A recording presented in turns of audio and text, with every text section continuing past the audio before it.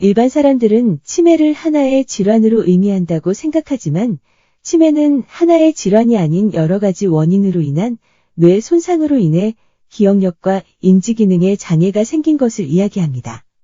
오늘은 가장 흔히 발생되는 치매의 원인, 알츠하이머병에 대하여 알아보는 시간을 가지도록 하겠습니다.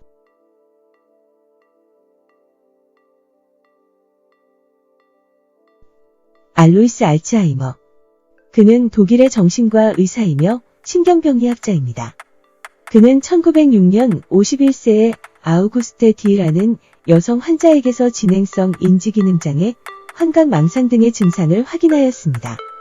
이 환자를 부검하고 뇌조직의 병리학적 변화를 관찰, 그 결과를 학계에 발표하였고 그의 이름을 따 알츠하이머병으로 명명하였습니다.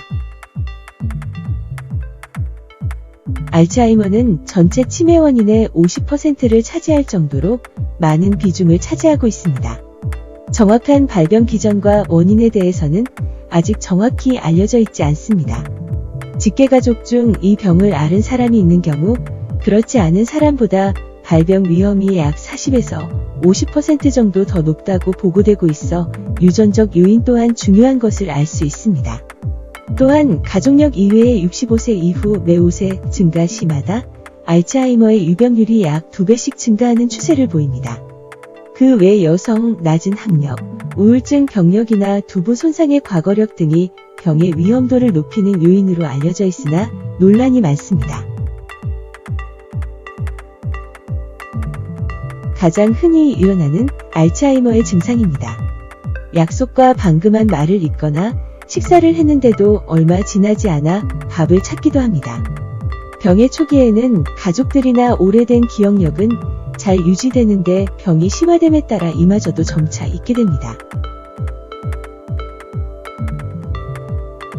상대방의 말을 잘 이해하지 못하거나 단어가 잘 떠오르지 않아 이것 저것 등의 대명사로 이야기하고 표현의 어려움 및 말을 주저하고 말문이 막히는 단어 찾기 곤란 증상이 나타납니다. 시간이나 장소, 사람을 기억하는데 어려움을 느낍니다. 병의 초기에는 시간에 대한 진압력이 떨어지며 더욱 떨어지게 되면 장소에 대한 진압력, 그리고 더욱 심하게 되면 사람에 대한 진압력이 저하됩니다. 병이 심화됨에 따라 추상적인 사고와 문제 해결 능력의 저하로 인하여 일상생활을 하는 데 있어 어려움이 생깁니다.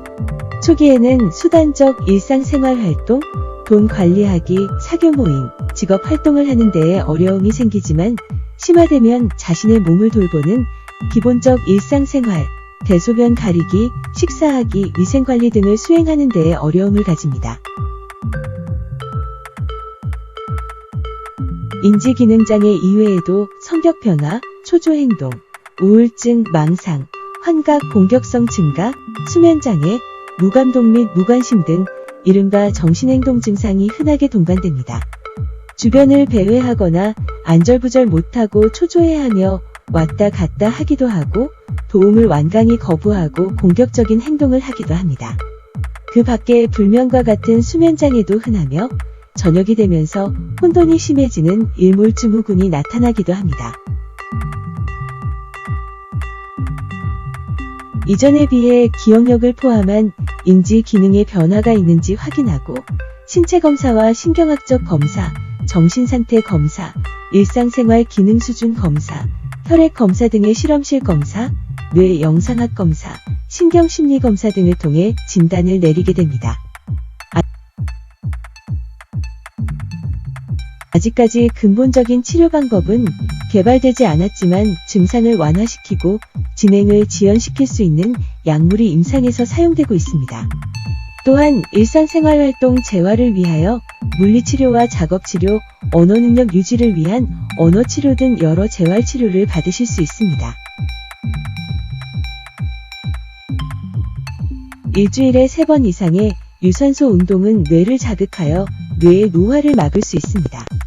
생선과 채소를 골고루 먹고 기름진 음식을 피해 뇌혈관 건강을 유지하세요. 글을 읽고 쓰면서 뇌를 자극하여 기억력과 사고력을 증진시킬 수 있습니다. 음주는 뇌를 마비시켜 뇌 건강에 악영향을 줄 수 있습니다.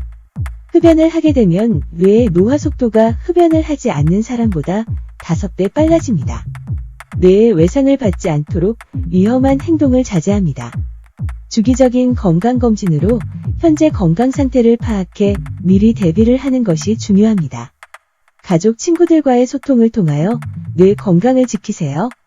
치매는 조기에 발견하여 빨리 치료받는 것이 중요합니다.